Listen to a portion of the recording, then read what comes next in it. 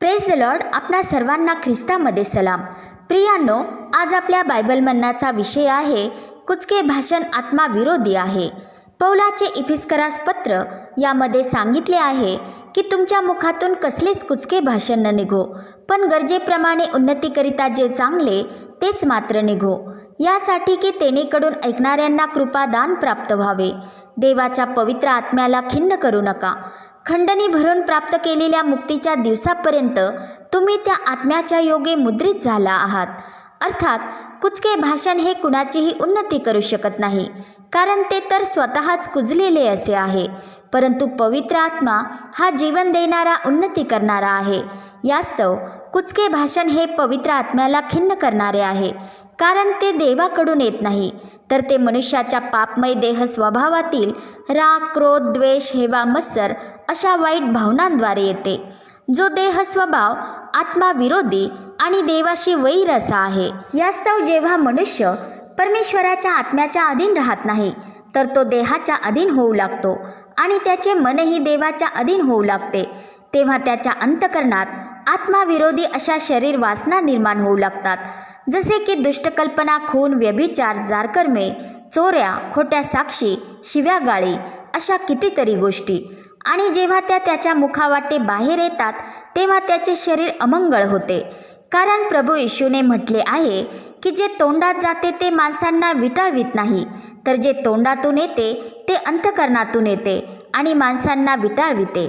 अशा रीतीने कुचके भाषण हे बोलणाऱ्या व्यक्तीच्या स्वतःच्या हानीस कारण ठरते, परंतु त्याचबरोबर ते दुसऱ्याची उन्नती करणारे तर नसतेच, परंतु त्याच्यावर वार करणारे असते.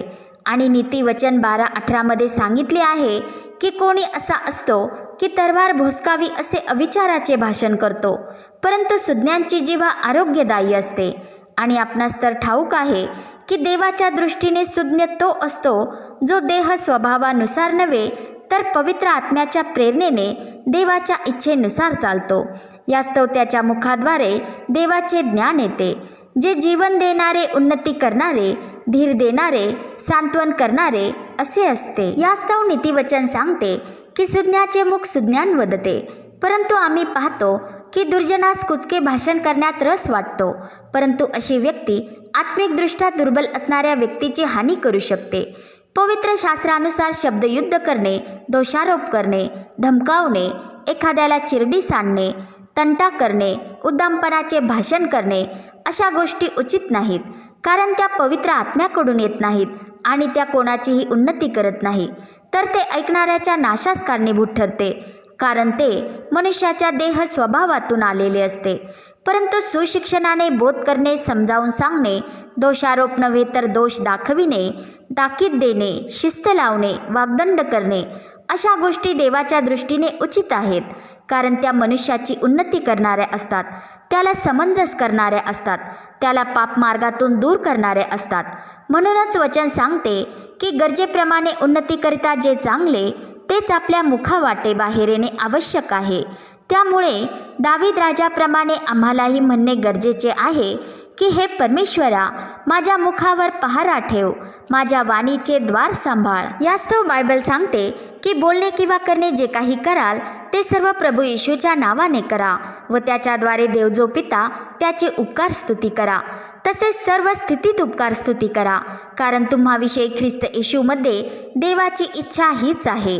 प्रियांनो, जर आम्ही याप्रमाणे अनुसरण केले आणि पवित्र आत्म्याच्या अधीन राहिलो, तर आमच्या मुखातील शब्दांवर नक्कीच नियंत्रण येते, कारण आमच्या अंतःकरणामध्ये आत्मिक हानी करणाऱ्या कुठल्याही गोष्टींना स्थान मिळणार नाही, तर केवळ प्रभू येशू ख्रिस्ताच्या वचनांना जागा मिळेल आणि ख्रिस्ताचे वचन आम्हामध्ये भरपूर राहील. त्याचे प्रकाशन आम्ही चांगल्या रीतीने समजू शकतो आणि ख्रिस्ताच्या सुवार्तेकरिता आमचे मुख उघडेल. आणि आम्ही पाहतो की प्रेषित पौलही कलसे येथील मंडळीस पवित्र आत्म्याच्या प्रेरणेने लिहिताना म्हणतो की आम्हासाठी प्रार्थना करा, अशी की ख्रिस्ताच्या ज्या रहस्यामुळे मी बंधनात आहे ते सांगावयास देवाने आम्हासाठी वचनाकरिता दार उघडावे, यासाठी की जसे मला बोलले पाहिजे तसे बोलून मी ते रहस्य प्रगट करावे. तसेच तो पवित्र आत्म्याच्या प्रेरणेने मंडळीस लिहितो की तुमचे बोलणे सर्वदा कृपायुक्त, मिठाने रुचकर केल्यासारखे असावे, म्हणजे प्रत्येकाला कसकसे उत्तर द्यावयाचे हे तुम्ही समजावे. प्रभू येशू ख्रिस्ताच्या दर्शनानंतर पौलाने प्रभू येशूला पूर्णतः समर्पण केले होते आणि प्रभू येशूच्या मंडळीच्या उन्नतीसाठीच तो आयुष्यभर झटत राहिला, जो पूर्वी प्रभू येशूच्या मंडळीचा पराकाष्ठेचा छळ करणारा होता. परंतु तत्पश्चात त्याने कधीही आपल्या देह स्वभावाला आत्म्यावर प्रभावी होऊ दिले नाही. त्याने आपल्या देह स्वभावाची भर घालून देवाचे वचन कधीच सांगितले नाही आणि जेव्हा तो असे बोलतो तेव्हा तो प्रामाणिकपणे कबूल करताना दिसतो आणि देवाच्या वचनातून ते अलग करताना दिसतो. कारण तो म्हणतो की हे मी माझ्या देह स्वभावानुसार बोलतो, हे मी मूढपणे बोलतो, हे प्रभू नव्हे तर मी म्हणतो असे बोलून तो देवाचे शुद्ध वचनच इतरांपुढे ठेवताना दिसतो. देवाचे वचन ही देवाच्या पवित्र आत्म्याची तलवार आहे, जी देहाची कर्मे ठार करते. यास्तव जो पवित्र आत्म्याच्या अधीन असतो तो देह स्वभावानुसार जगत नाही, तर पवित्र आत्म्याच्या साह्याने आपल्या शरीराची कर्मे ठार करून ख्रिस्तामध्ये जिवंत असा असतो. तो देवाच्या गोष्टी ओळखतो, कारण परमेश्वर आपल्या पवित्र आत्म्याच्या द्वारेच आम्हावर आपल्या गोष्टी प्रगट करीत असतो. यास्तव देवाच्या आत्म्याने चालणारी व्यक्ती मानवी ज्ञानाने शिकवलेल्या शब्दांनी नव्हे, तर पवित्र आत्म्याने शिकवलेल्या शब्दांनी आत्मिक गोष्टींबरोबर आध्यात्मिक गोष्टींची संगती लावून सांगतो. कारण देवाचे वचन सजीव आणि सक्रिय आहे. ते जीव व आत्मा, सांधे व मज्जा यांना भेदून आरपार जाणारे आणि मनातील विचार व हेतू यांचे परीक्षक असे आहे. तसेच देवाचे वचन ही कोणत्याही दुधारी तलवारीपेक्षा तीक्ष्ण आहे, त्यामुळे ती हाती धरणाऱ्यांवरही चालते आणि त्यांचे विचार व हेतू ह्यांचे परीक्षण करते. तर ही वचनरूपी तलवार आम्ही आमच्या देह स्वभावाप्रमाणे चालून इतरांवर वार करण्यासाठी चालवित असू, तर आम्ही त्या शिमोन पेत्राप्रमाणे आहोत, ज्याने येशूला धरावयास आलेल्या लोकांवर वार करण्यासाठी आपणा जवळची तलवार उपसून प्रमुख याजकाच्या दासावर चालवली आणि त्याचा उजवा कान कापून टाकला.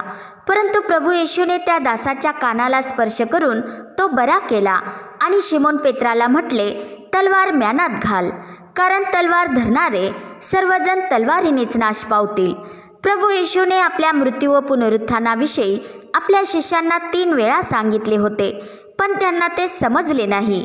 यास्तव शिमोन पेत्राने आपली तलवार उपसली. अर्थात शिमोन पेत्र प्रभू येशूचे वचन न समजल्या कारणाने आपली तलवार ही देह स्वभावाला ठार करण्यासाठी आणि वचन कबूल करण्यासाठी नव्हे, तर इतरांवर पलटवार करण्यासाठी चालवित होता. यास्तव त्यांना समजण्यासाठी पुन्हा प्रभू येशूने शिमोन पेत्राला म्हटले की पित्याने जो प्याला मला दिला आहे तो मी पिऊ नये काय? जो अखिल सृष्टीचा प्रभू आहे त्याचा अंगरक्षक कोण होऊ शकतो? परंतु प्रभू येशू जेव्हा मानव शरीरात ह्या जगामध्ये आला होता तेव्हा त्याचे आम्हासाठी क्रूसावर मरणे आणि गाडले जाणे आणि मृतातून पुन्हा उठणे अवश्य होते, यासाठी की त्याच्यामध्ये आमचा देवाशी समेट व्हावा, आमचे तारण व्हावे आणि आम्ही पाप, शाप आणि मृत्यूतून बंधनमुक्त व्हावे आणि सार्वकालिक जीवनात प्रवेश करावे. देवाने आपल्या प्रजेला जे नियमशास्त्र दिले होते त्यातील गोष्टी जे समजू शकले नाहीत त्यांनी येशू ख्रिस्ताला ओळखले नाही. परंतु ज्यांनी शास्त्रलेख शोधून पाहिले आणि त्यावर विश्वास ठेवला ते सार्वकालिक जीवनाचे भागीदार झाले, कारण शास्त्रलेख प्रभू येशू ख्रिस्ताची साक्ष देतात. यास्तव जे ख्रिस्त येशूमध्ये आहेत ते आता नियमशास्त्राच्या अधीन नाहीत, तर कृपेच्या अधीन आहेत. म्हणून पाप त्यांच्यावर सत्ता चालवणार नाही, कारण ख्रिस्त येशूमधील जीवनाच्या आत्म्याच्या नियमाने आम्हाला पाप आणि मरण यांच्या नियमापासून मुक्त केले आहे आणि आम्ही सर्वजण ख्रिस्तामध्ये स्वतंत्र झालो.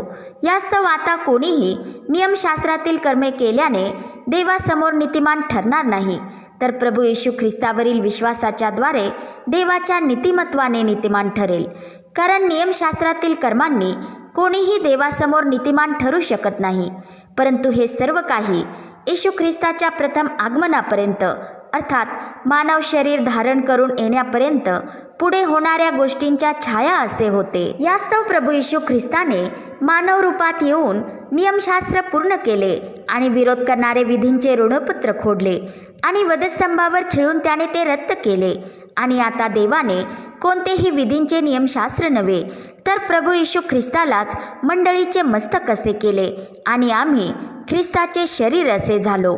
म्हणून जो त्याच्या वचनांना अनुसरून चालतो त्याच्या आत्मिक जीवनाचा पाया खडकावर दृढ असतो. आणि म्हणून आम्ही देखील ख्रिस्ताची ही जीवनदायी वचने आपल्या देह स्वभावाला अनुसरून नव्हे तर देवाच्या आत्म्याच्या सामर्थ्याने इतरांना सांगितली पाहिजेत.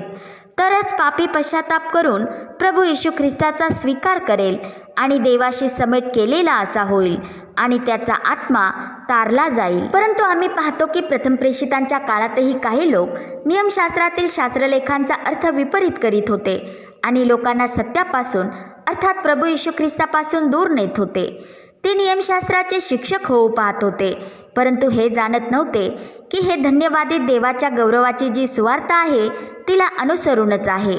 तसेच हे देखील ते लक्षात घेत नव्हते की देवाने नियमशास्त्र हे नीतिमानांसाठी केलेले नाही, तर अधर्मी, अनावर, भक्तिहीन व पापी, अपवित्र, अमंगळ, आई बापाला ठार मारणारे, मनुष्य हत्या करणारे, जारकर्मी, पुमैथुनी, गुलामांचा व्यापार करणारे, लबाड, खोटे शपथ वाहणारे यांच्यासाठी आहे आणि जे काही सुशिक्षणाविरुद्ध आहे त्यासाठी केलेले आहे. म्हणून देवाच्या आत्म्याने प्रेरित होऊन प्रेषित पौल तिमोथेला लिहितो की नियमशास्त्राचा जर कोणी यथार्थ उपयोग करील तर ते चांगले आहे. आणि आम्हाला ठाऊक आहे की नियमशास्त्र आम्हाला प्रभू येशू ख्रिस्ताच्या सुवार्तेकडेच नेते आणि देवाच्या धार्मिकतेची साक्ष देते. यास्तव आज आम्ही देखील आपल्या देह स्वभावानुसार चालून आपल्याच कल्पनेने ख्रिस्ताच्या वचनांचा अर्थ लावित असलो आणि जगाच्या चालीरीतींनुसार चालत असलो तर आम्ही देखील ख्रिस्ताची सुवार्ता विपरीत करण्याचा प्रयत्न करीत असतो. ख्रिस्ताची सुवार्ता ही मनुष्याच्या तारणासाठी, देवाच्या गौरवासाठी, देवाच्या कृपेची राज्याची घोषणा करण्यासाठी आहे. हेव्याने वैरभावाने तट पाडण्याकरिता दुजाभावाने ख्रिस्ताची घोषणा होऊ शकत नाही. सुवार्ता ही आम्हासाठी मोठा आनंद आहे आणि ज्याच्यासाठी ती आनंद आहे तो ख्रिस्ताची घोषणा आनंदाने आणि प्रीतीनेच करणार, यासाठी की तो आनंद इतरांनाही मिळावा आणि कुणाचाही नाश होऊ नये, तर सर्वांचे तारण व्हावे. आणि हीच तर देवाची इच्छा आहे. यास्तव आम्ही पवित्र आत्म्याच्या अधीनतेत राहून जीवन देणारे ख्रिस्ताचे वचन ग्रहण करणे आवश्यक आहे. कारण जे स्वर्गातून उतरते ती देवाची जिवंत भाकरच जगाला जीवन देते आणि ती जिवंत भाकर स्वतः प्रभू येशू ख्रिस्त आहे आणि तोच देवाचे वचन आहे. त्याच्या ठाईत जीवन आहे आणि ते जीवन मनुष्य मात्राचा प्रकाश असे आहे, जो प्रकाश अंधकारात प्रकाशतो आणि अंधकार त्याला ग्रासू शकत नाही. देवपित्याची प्रीती, प्रभू येशू ख्रिस्ताची कृपा आणि पवित्र आत्म्याची सहभागिता आम्हा सर्वांसह असो. आमेन.